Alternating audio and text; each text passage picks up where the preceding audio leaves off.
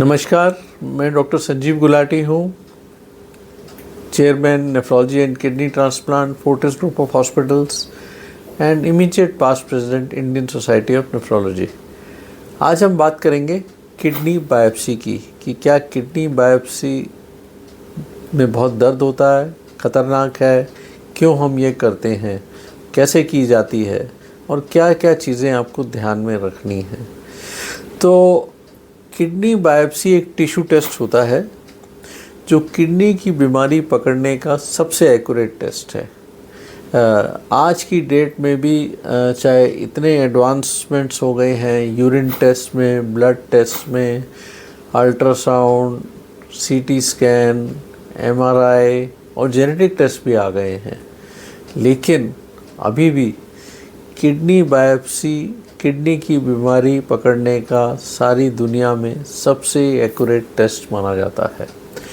तो पहले तो किडनी बायोप्सी हम क्यों करते हैं? देखिए, जब भी आपको किडनी डिजीज़ के सिम्टम्स होते हैं तो अनेक प्रकार की किडनी की बीमारियां होती हैं और किडनी बायोप्सी एक टिश्यू टेस्ट से हमें बताता है कि इन सब urine test, blood test, ultrasound से हम आम तौर पे जैसे 100 किडनी की बीमारियों से डील कर रहे हैं तो नैरो डाउन करके 5 से 10 तक पहुंच सकते हैं। इससे आगे अभी यूरिन टेस्ट, ब्लड टेस्ट इतने एडवांस नहीं हुए कि हमें बताएं कि ये कौन सी किडनी की बीमारी है।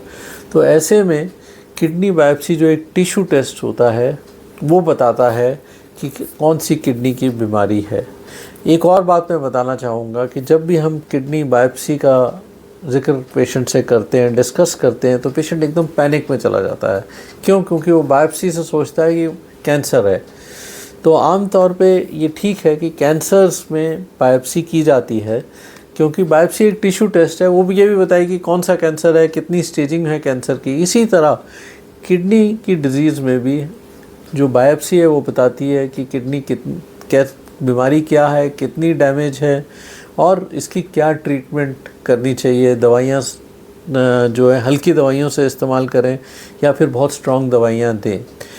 किडनी की बीमारी में किडनी बायोप्सी और कैंसर का कोई रोल नहीं है, यानी कोई आपस में कनेक्शन नहीं है। आम तौर पे अगर किडनी का कैंसर हो तो हम किडनी बायोप्सी नहीं करते हैं, पूरी की पूरी किडनी निकाल ही देते हैं। ठीक है, तो इसलिए ये मत सोचें कि जो डॉक्टर आपकी बायोप्सी करने जा रहा है तो कैंसर है।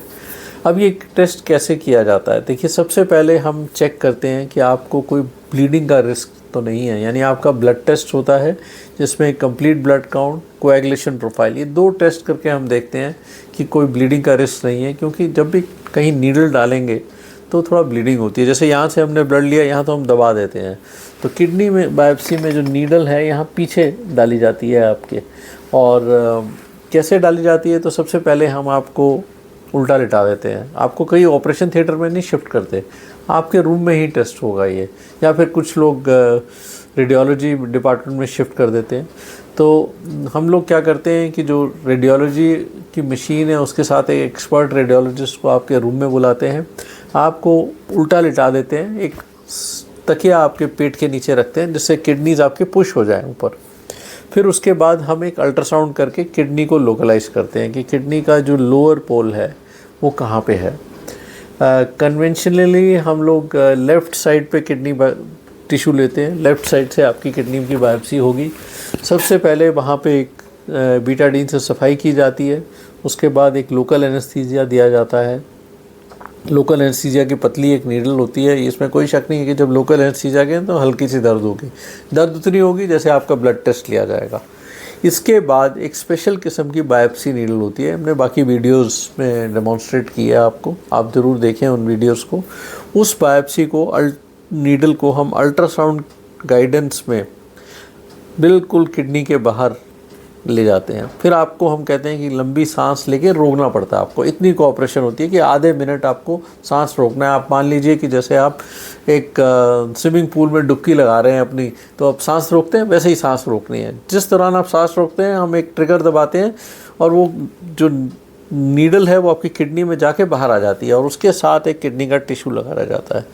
तो ये तो एक बार हो गया। इस तरह के 3 बार हम टेस्ट करते हैं और 3 टिश्यूज़ लेते हैं इन अदर वर्ड्स, और उसके बाद हम आपको सीधा लिटा देते हैं, बिल्कुल फ्लैट लिटा देते हैं, क्योंकि इसके बाद कहीं भी ब्लड टेस्ट लिया जाएगा, जैसे वहाँ ब्लीडिंग का रिस्क होता है, किडनी में नीडल दी जाएगी तो ब्लीडिंग का रिस्क रहेगा, तो आपको उल्टा लिटा देते हैं। आधे घंटे तो बिल्कुल कोई मूवमेंट नहीं होती, आपका पल्स बीपी चेक होता है, कोई हल्का सा पेन होगा तो पेन के लिए आपको दवाई दे देंगे, और जनरली आधे 1 घंटे बाद आपका जो हेड एंड है वो 30-45 डिग्रीज एलिवेट हो जाता है। उसके बाद आप चाय कॉफ़ी ले सकते हैं, अगर आपने लंच लेना है लंच भी ले सकते हैं। हाँ, एक प्रिकॉशन है कि जब भी आप जब बायोप्सी होती है उसके बाद जब भी आपको यूरिन लगेगा आप टॉयलेट नहीं जाएंगे, आपको 24 घंटे तक यानी अगले दिन मॉर्निंग तक कन्वेंशनली हम बेड पे ही रखते हैं।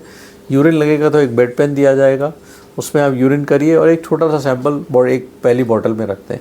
सेकेंड टाइम जब यूरिन आएगा फिर बेड पेन में होगा, उसका बाद एक सेकेंड बॉटल नंबर 2 में रख दें, तीसरी बार बॉटल नंबर 3 में, और हो सकता है कि थोड़ा सा रेडिश कलर्ड यूरिन आए, तो यानी यूरिन में ब्लड आए।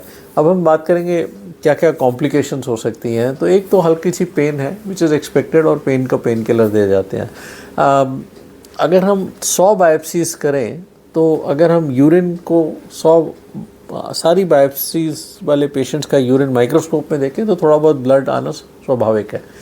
100 में से 10 पेशेंट्स में जो यूरिन है थोड़ा सा रेडिश कलर्ड होता है। तो अगर आ रहा है तो पैनिक मत कीजिए, कोई इतना ब्लड लॉस नहीं हो रहा है। अगर 1 बाल्टी पानी में 1 चम्मच खून डाल दें तो पानी लाल हो जाता है, तो उतना तो हल्का फुल्का कुछ few mills of blood loss होता है। ये 10% में होता है, यानी 100 में से 10 लोगों में जो आपको दिखेगा।